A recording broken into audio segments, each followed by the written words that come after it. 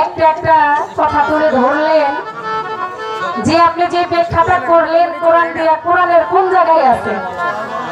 কোরআনের ব্যাখ্যা কি কোরআনে আছে? সব ব্যাখ্যা কি কোরআনেই থাকে?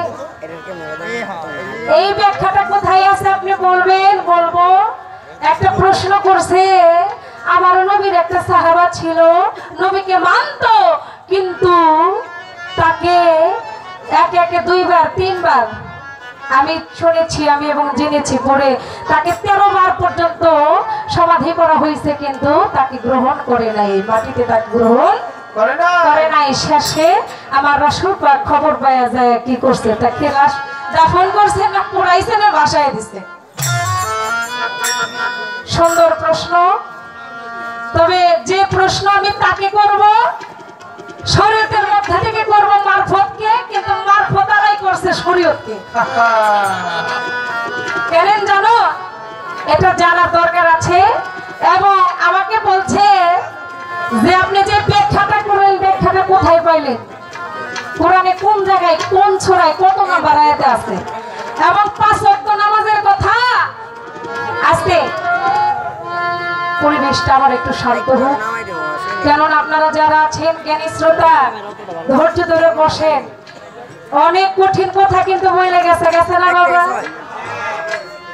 প্রত্যেকটা কথা কিন্তু আমার মনে আছে। ধরবো, আমি বলবো, কথার জবাব আমি করব, আপনারা ধৈর্য ধরে বসেন। এবার বলতেছে ফকিরকে নিন্দা করা যাইব না। ফকিরের মধ্যে অনেক কিছু আছে। আপনার শরীয়ত যদি এত কঠিন হয়, সেই শরীয়তে আমরা কিভাবে যাব?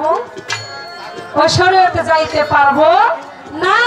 আপনি জেনে রাখবেন, যিনি কিনা শুধু শরীয়ত করে তাকে বলা হয় ফাসিক, যে শুধু মারফত করে তাকে বলা হয় জিন্দিক। তাই দুটাই আপনাকে মানতে হবে। আমি কিন্তু বলি নাই যে আমি মারফত মানি না, কি বলছি একবারের জন্য বাইটা করি নাই। কিন্তু আপনি যত বড় যাহা মনে তাই হন না কেন, আগে কি করতে হবে? আগে শরীয়তের আইন, নিয়ম কানুন সমস্ত কিছু মানতে হবে। আপনি বললেন যে এই মারফতের ফকির না মানলে ভেমরু লেখা শেষ করে ফেলাই।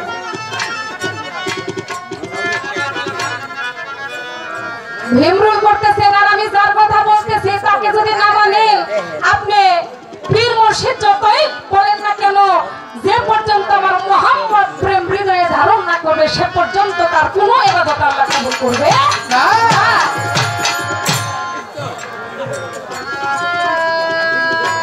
আমি বলছি 5 ওয়াক্ত নামাজ 50 বছর 2 মাস 27 দিনে মেরাজে চলে গেলেন। আস্তে মেরাজে চলে গেলেন, সেখান থেকে আনছে। তার আগে কি করছে? তার আগে দয়াল নবী যা করছে তা হইল মারফত। আমি তো এটাই কই, মারফতের কর্ম করে সাধন করে পাইছে শরীয়ত। শরীয়তটা কি জিনিস তাহলে বুঝতে হবে না বাবা? এত বছর সাধনার ফল আমার দয়াল নবী, সেটা হলো শরীয়ত। আমিও তো তাই বলতে চাই। আর আপনি যে কথাটা, আমি যে ব্যাখ্যাটা দিয়েছি, যদি মামলা হয়, মামলা হবে কেন? আমরা কি না জানি বলছি? এটা আমার খাজা বাবা ব্যাখ্যা করেছে। জীবনে পরে একটা জীবনী আছে, তার নাম হইল সৃষ্টি মুহাম্মদ। আপনি বইটা পড়বেন, দেখবেন এই ব্যাখ্যাটা পেয়ে যাবেন। সৃষ্টি মুহাম্মদ, এটার মধ্যে ব্যাখ্যাটা অবশ্যই আছে। এবার একটা গান এসে গেছে, গানটাকে গাইলই, তারপরে আপনার জবাব আমি করতেছি।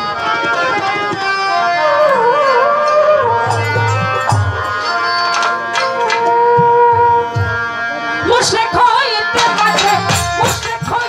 মাগরিব শরীয়তের জয় শরীয়ত, সহজ কথা নয় শরীয়ত, সহজ কথা নয়। ও মুশরিক হইতে মাগরিব শরীয়তের জয় শরীয়ত, সহজ কথা নয় শরীয়ত, সহজ কথা নয়। আরে মুশরিক হইতে মাগরিব শরীয়তের জয় শরীয়ত, সহজ কথা নয় শরীয়ত, সহজ কথা নয়। মাওলা আলীকে নিয়ে অনেক কথা বলছে না? তাহলে আপনি শুধু বলবেন তো, পবিত্র কোরআন পাকে আমার মুহাম্মদের নাম অনেক জায়গার মধ্যে আছে, কোন সূরায় আছে যদি বলেন আমি বলতে পারবো। কিন্তু আপনি বলবেন একবার হযরত আলী, মাওলা আলী, তার নাম পবিত্র কোরআন পাকে কোন সূরায়, কোন আয়াতের মধ্যে আছে? কি দরকার আছে না জানার? যে যাকে নিয়ে বললেন ওই ফকিরদের কথা, পাগলদের কথা, সবাই যদি বোনের পাগল হয়ে যায় সংসার করবো কেন রে বাবা? হ্যাঁ, সবাই যদি পাগল হয়ে যায়, অলি হয়ে যায়, আউলি হয়ে যায়, তাহলে সংসার করবো কেন? আল্লাহ যার জন্য পাঠাইছে। এই ইসলামের দাওয়াত কাদেরকে দিবে? কি এই দিনে কাদেরকে আনবে? সবাই যদি রাস্তা পাগল হয়ে যায়, সবাই যদি ফকির মাস্টার হয়ে যায়, সংসার ধর্ম বড় ধর্ম, তাই পারি না ছেড়ে যেতে, চাই না মাগো রাজা হতে রাম প্রসাদ বলেছে।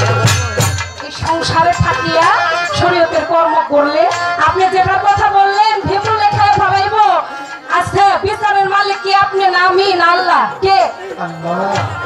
তাহলে যে যেরকম কর্ম করবে তার সাজা অবশ্যই সে পাবে। পাবে পাবে কিনা? তাহলে তার সাজা সে পাইছে, আল্লাহ সাজা পেয়েছে। এই সাজা দেওয়ার মালিক আমি বা আপনি কেউ না। যদি লেবাসধারী মুর্শিদ হয়, লেবাসধারী আলেম হয়, তাদের সাজা তারা পাবে। আমি তো তাই বলি, আমি কোনো বিপদ করে গান করবো না। কে কি করলো ওইটা আমার দেখার বিষয় না, কে ভালো করলো সেটাই আমার দেখার বিষয়। কি কর কে ভালো কি করছে সেটাই আমার জানার বিষয়। 5 ওয়াক্ত নামাজের কথা হ্যাঁ কোরআনে আছে কিনা? অবশ্যই আছে। আপনি একবার বাকি পড়া লঙ্কা। এই যে ফজর, সূরা ফজর, মানে ফজরের সময়, সূরা আসর মানে আসরের সময়, আরো আছে বাদ বাকি পড়া লঙ্কা, দেখেন পাবেন। 5 ওয়াক্ত নামাজের কথা কোরআনের মধ্যে আছে।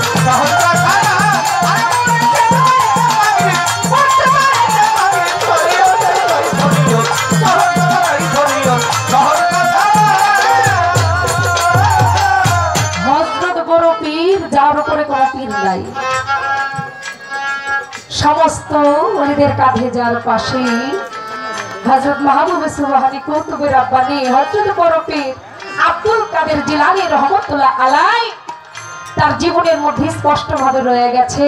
তার জীবনের মধ্যে কি আছে? তার যে 49 জন সন্তান সন্ততি আছে, সবাইকে বলেছে, হে আমার সন্তানগণ, আগে তোমরা শরীয়তের আইনটা মানবা, তারপর অন্য কিছু।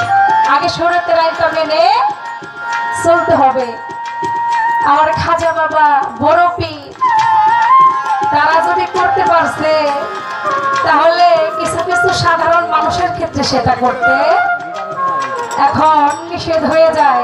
আর যদি ওইভাবে চলা হয়, আস্তে আমার কথা কি আপনাকে খারাপ লাগে বাবা? খারাপ লাগলে বলবো না, কেন না? আমার রাসূল করিম সাল্লাল্লাহু আলাইহি সাল্লাম সালাতু সালাম, তার কাছে একটা জন্মন্ধ ব্যক্তি গেলেন। যাওয়ার পর তাকে বলতেছে ইয়া রাসূল আমার বড় কষ্ট হয়, আমি একজন জন্মন্ধ ব্যক্তি, মসজিদে যায় নামাজ পড়তে গেলে অনেক সময় মানুষের সাহায্য পাইলে যাইতে পারি, নয়তো আমি উষ্টা খায় পড়ে যে আমার হাত পাও কেটে যায়, চলে যায়। আমি যদি বাড়িতে থেকে সারি নামাজটা কি আল্লাহর দরবারে কবুল হবে কিনা? তখন হ্যাঁ, এত কষ্ট দেখে আমার রাসূল তাকে বলছে হ্যাঁ হবে।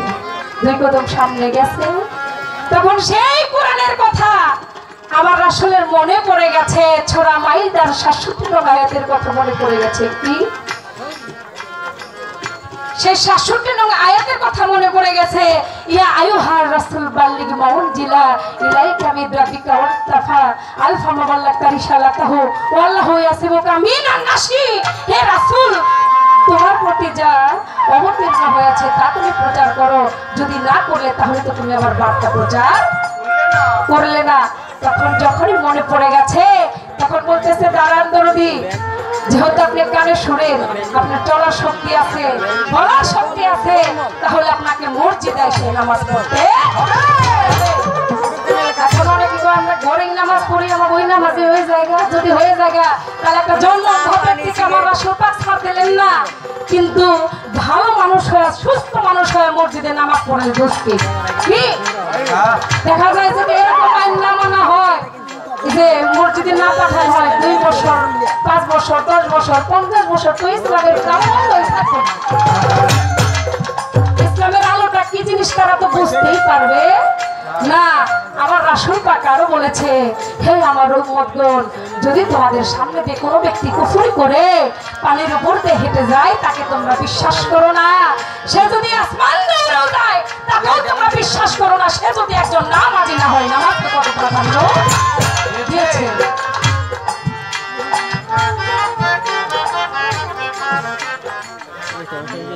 যাকে তোর না করলে কিছুই তৈরি হইতো না, একটা ভালো গোনা পর্যন্ত সৃষ্টি হইতো না, তার মুখের বাণী আমরা কি মানবো না বাবা? মানবো কিনা? হাত উঁচা করেন তো আমার নবীকে মানেন কে কে? তাহলে নবীকে যদি মানে, নবীর আদেশ মানতে সমস্যা কি? মানতে হবে, তাই তো গানের মধ্যে পাইছি।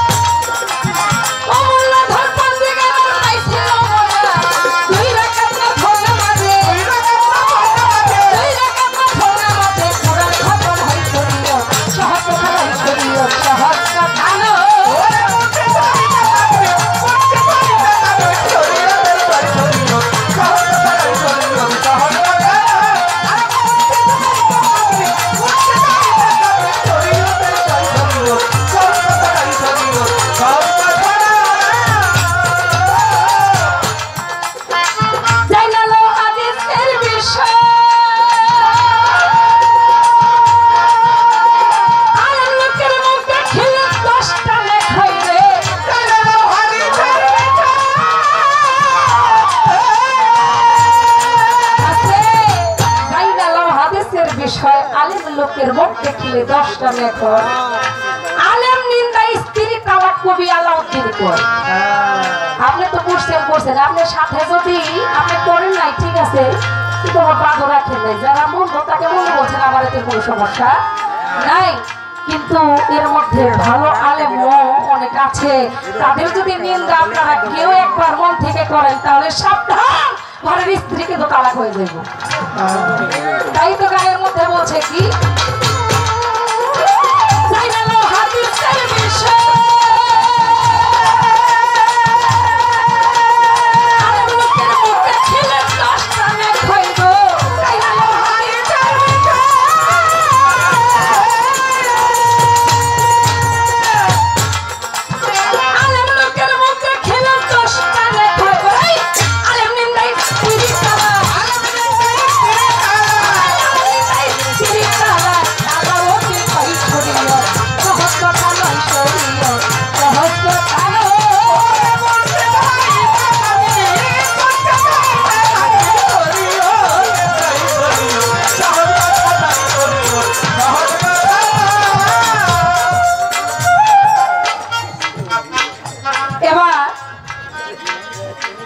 যুক্তিরা এই খামাকে প্রশ্ন করছে যে কেমন সে ব্যক্তি যাকে এই কবরে গ্রহণ করলেন না, সে কে? কেন গ্রহণ করলেন না? আমার নবীকে মানতেন কিন্তু নবীর কালেমা সে পড়ে নাই। নবীর কালেমা যে না পড়েছে তাকে ওই মাটি গ্রহণ করতে পারে না। তার নাম ছিল কি? তার নাম ছিল হুকুল হুল্লা। তাকে 13 বার সমাধি করা হয়েছে, কিন্তু 13 বারই তাকে কবরে গ্রহণ করেন নাই। পরে আমার রাসূল করিম সাল্লাল্লাহু আলাইহি ওয়াসাল্লাম তিনি যখন খবর পাইলেন, খবর পাইয়া তারপরে এসে তার কানের কাছে সেই কালেমা তাইবাটা পৌঁছায় দিলেন। কালেমা তাইবা লা ইলাহা ইল্লাল্লাহু মুহাম্মাদুর রাসূলুল্লাহ যখন বলে দিলেন, সাথে সাথে তাকে সমাধি করা সেই আলেম আইনা তাকে সামাজিক ভাবে আবার দাফন কাফন করা হইল। তখন মাটিতে তাকে গ্রহণ করলো। দেখেন এই কথাটা আসলে কার আসে বাবা? আসে কার? যে সব কিছুই করেন গা, কিন্তু আমার নবীর কালেমা না পড়লে ওই কবরই গ্রহণ করবে না। ঠিক আছে বাবা? আস্তে। এবার তার কাছে আমার 2টা প্রশ্ন থাকবে। সুন্দর যুক্তি, সুন্দর প্রশ্ন করছে, না বাজাইলেও হবে। কারণ প্রশ্নটা যদি শুনতে যাই আমরা অন্যভাবে শুনি তাহলে উত্তরটা ওইভাবে আমরা পাবো না। প্রশ্নটা কি? পবিত্র কোরআন, সে পবিত্র কোরআনটা হচ্ছে 30টা হরফ দিয়া আমার আল্লাহ পাক 6666 আয়াত 114টা ছোরা সৃষ্টি করেছেন। ইহা সবই মুসলমানের আইন এবং 15 হরফ নোক্তাওয়ালা এবং 15টা হরফ নোক্তা ছাড়া সৃষ্টি করেছে। এই 30 হরফে 22 নোক্তা। আমার একটু জানার বিষয়, আমি শরীয়ত মতে বলতেছি, আপনার মারফত মতে 22 নোক্তাটা কি, কিভাবে বোঝানো হয়েছে একটু জানার দরকার আছে না? আছে কি না? আসলে সবই কোরআন তো 2 ভাবে না। কোরআন জানি, কিন্তু সবার জন্য যদি থাকে এখানে ধারাটা কিন্তু 2টা। একটা হলো শরীয়ত, আরেকটা হলো মারফত। শরীয়ত অর্থাৎ কি বাবা? বেল গাইবে কিন মানে না দেখে বিশ্বাস করা। মারফত কি আইনুল কিন মানে দেখা বিশ্বাস করা। আছে না? আর যদি খালি গোপনের গোপন থাকতো তাহলে মাইকটা কোনদিন গান হইতো না। আমি মানি আল্লাহ গুপ্ত ছিল, কিন্তু কাঞ্জাম মাকসিয়াম আভাবতা নরিসা খালাকুল আলাক দিনাতুল ইনসানুল আলাক আল্লাহ ওয়াহিদাতের বাগানে গুপ্ত ধরাগারে ছিল। তার যখনই সাজ জেগেছে সমস্ত কিছু শরীয়ত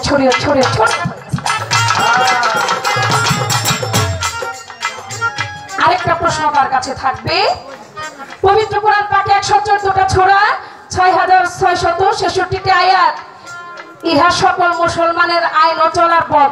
ওই আইন মতে আল্লাহ কিয়ামতের পরে হাসরের মাঠে সবাইকে গেজায়া উঠাইবে না বাবা? সেখানে উঠানোর পরে তাদের বিচার করবে কি করে? ডান হাত এবং বাম হাতের আমলনামা দেখে। কি বাম হাতে যার আমলনামা থাকবে সে হইল পাপী বান্দা, আর ডান হাতে যার আমলনামা থাকবে সে হইল নেকি বান্দা। কি আমলনামা দেখে বিচার করে যে নেকি বান্দা তাকে বেহেশত দেবে, আর যে পাপী বান্দা তাকে দুদকের সাজায় ভোগ করাবে।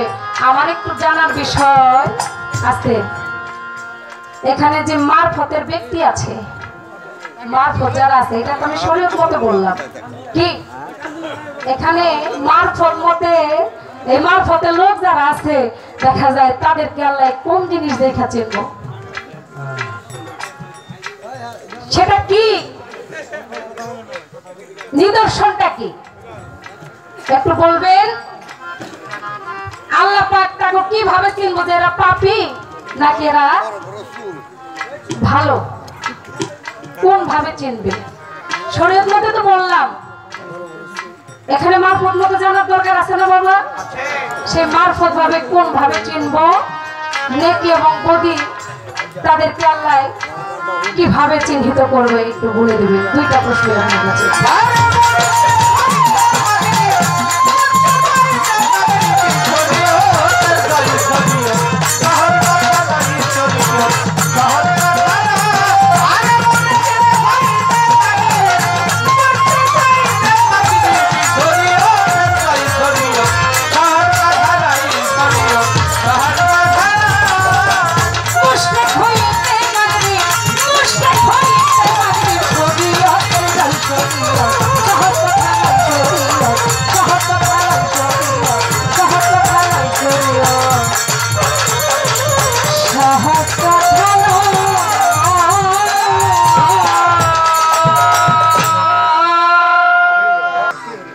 হ্যালো হ্যালো, ঠিক। আমার আল্লাহ হইল বেমেসাল। যদি বলেন কেন? আমার রাসূল করিম সাল্লাল্লাহু আলাইহি ওয়াসাল্লাম তো ছাড়া উনি যখন মেরাজ থেকে আসলেন, তাকে আবু বকর সিদ্দিক বলেছিলেন, ইয়া রাসূল, আপনি যে আল্লাহকে দেখে আসলেন সে আল্লাহটা দেখতে কেমন? কয় ধরো তোমার মতো। ওসমান যা জিজ্ঞেস করে, আপনি যে আল্লাহকে দেখে আসলেন আল্লাহ দেখতে কেমন? কয় ধরো তোমার মতো। আবার এত দিনে এসেছে। হযরত আলী যে জিজ্ঞেস করলেন আল্লাহকে যে দেখে আসলেন কেমন? কয় ধরো তোমার মতো। এই ভেঙে দেবো মামা। সেদিন আমার রাসূল বলেছিল আল্লাহ হইল বেমিসাল, আল্লাহ রূপের মিসাল দেওয়া যাবে না। তাই একদিন মুসা নবী আসতে আমার মাওলার সাথে কথা সব সময় বেশি বলতো। কি বাবা, কোন নবী বলছে? মুসা নবী না? মুসা নবী হাজারবার কথা বলছে। মুসা নবী কথা বলতে বলতে একদিন খালি কয়, মাওলা শুধু তোমার সাথে কথা বলেই গেলাম, কিন্তু তোমাকে একটা নজর দেখলাম না। একটা নজর দেখার ইচ্ছা। কয় মুসা তুমি সবকিছু বলো, কথাই বলো, আমাকে দেখতে চাইও না। বলে না, আমি যে দেখতেই চাই। তাই ঠিক আছে, কালকে আইসো, অমুক জায়গার মধ্যে আইসো। যখন আসছে মুসা নবী চলে গেছে, আল্লাহ কয় আঙ্গুলের একটা জ্যোতি মাত্র দেখাইছে। মুসা নবী অজ্ঞান হয়ে বেহুশ হয়ে তুর পাহাড়ে পড়ে গেছে, তুর পাহাড় জ্বলে পড়ে ছাই হয়ে গেছে। সেই ছাই দিয়ে এখন বর্তমানে যে মুসলমানরা সুরমা লাগায়, কি বাস্তব কিনা? তাই আঙ্গুলের একটা জ্যোতি দেখা পড়ে গেল। তাহলে আমার আল্লাহকে দেখা কি এতটাই সহজ? এতটা সহজ না।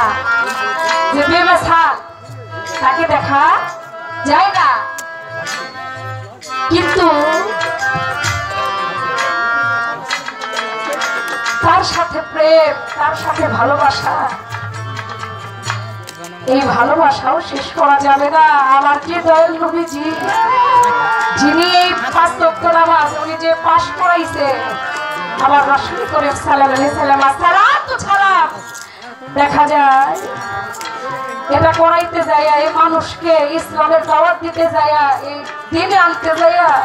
আমি বলেছি শরীয়তি সহজ কথা না, কারণ যে মানে তার জন্য সহজ, যে না মানে তার জন্য হয়ে যায় কঠিন।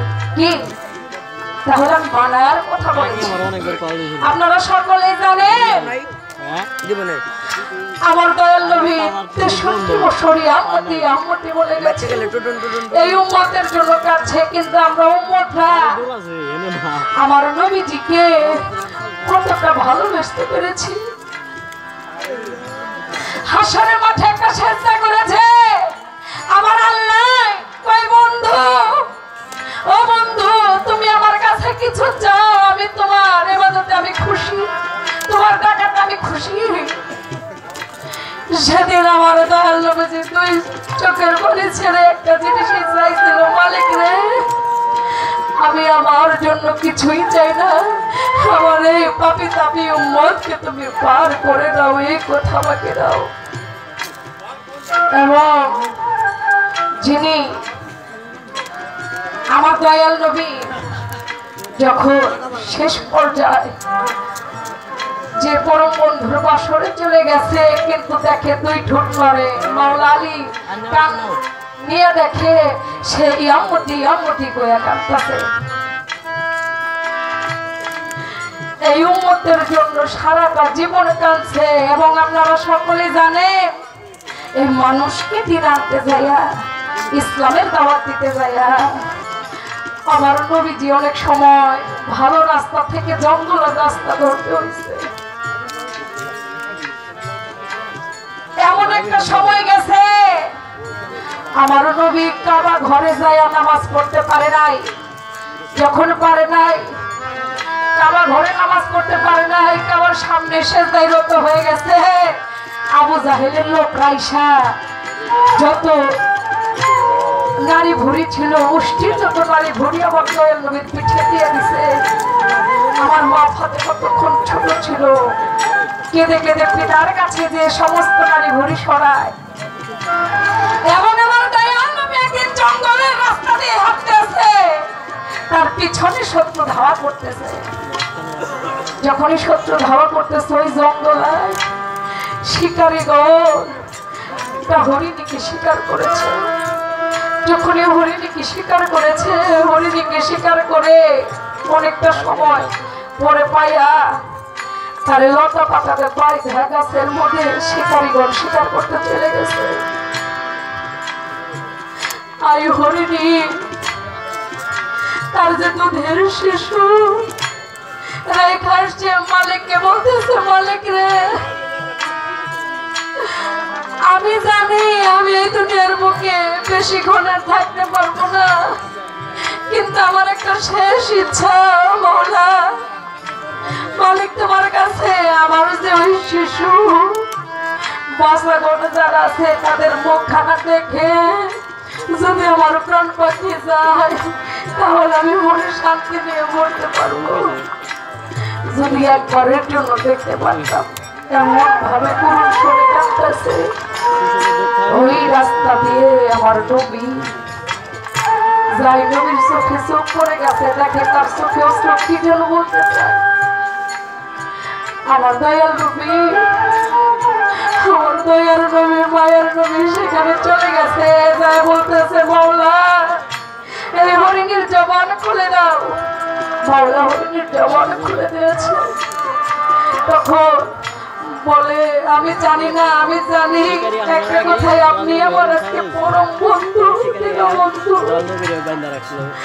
আমি যে আমার ছানাগুলো রেখে আসছি, দুধের শিশু, তাদের একবারের জন্য দুধটা যদি প্রাণ করাইতে পারতাম, তাহলে আমি মা হয়ে জীবন ধন্য মনে করতাম, শেষ দেখাটা যদি দেখতে পারতাম। আমার নবী তাকে বাঁধন ছেড়ে দিচ্ছে, যাও দেখা করে আসো, আমি এখানে বলবো। সেই হরিণী গুলো গিয়ে সন্তানদেরকে দুধ পান করাইতে আছে,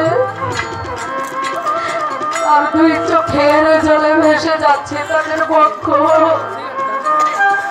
ওই মা হরিণী এমন ভাবে কাঁদতেছে, ওই শিশুগুলি বলে, মা তুমি আমাদেরকে অনেক দুধ খাওয়াও, কিন্তু এমন করে তোমার কাঁদো না, আজকে কেন কাঁদতেছো? ওই বাবারে, তোমরা শেষ দুধ খেয়ে দাও, আমার সাথে তোমাদের যা আর দেখা হবে না। আমি যে আটকা পড়েছি শিকারীর হাতে একজন দয়ার বান্ধব, সেই পরম বন্ধু আমাকে কিছুক্ষণের জন্য সময় দিতে আমি আসছি। তখন ওই বাচ্চাগণ বলে, মা এই শিশুকালে যদি মা হারিয়ে যায় তাহলে আমাদের বেঁচে থেকে কি লাভ হবে? মা হারায় আমরা বাঁচতে পারবো না। কিন্তু সে কে, কেমন একজন বান্ধব, তাকে একবারের জন্য আমরাও দেখতে চাই। দেখে মরণ হইলে বর্তমানে পড়বো। আর ওইদিকে শিকারীগণ এসে দেখে হরিণ নাই, আমার নবী খালা। তখন বলে, আপনি কি ছেড়ে দিয়েছেন? আপনি কে? না জানি না, কিন্তু আগে ওনাকে বাঁধো। আমার নবীকে বাঁধলো। লতা পাতা দিয়ে যখন পাচ্ছে, কিছুক্ষণ পড়েছে, দেখে হরিণী তার বাচ্চাগুলি সহ আসতেছে। আশা দেখা তখন ওই শিকারীগণের মনটা নরম হয়ে গেছে, শক্ত মনটা। আইরে না জানি কোন বন্ধুরে সারাদিন শিকার করে একটা হরিণ পাই না রে। আর সে কেমন তার ডাকে ছানা বোনার সবাই চলে আসে, তাড়াতাড়ি বাচ্চা তার পায়ে পড়ে গেছে, তার কাছে পায়ে থইলে, কিন্তু তাদেরকে আমার নবী বেশি সময় দিতে পারলেন না। এইখানে যারা আসছে যে দরবারে, এই মুর্শিদার ভক্ত 3 বছর ধরে দয়াল তাদের কাঁদিয়ে বড় করে ভাসিয়ে চলে গেছে।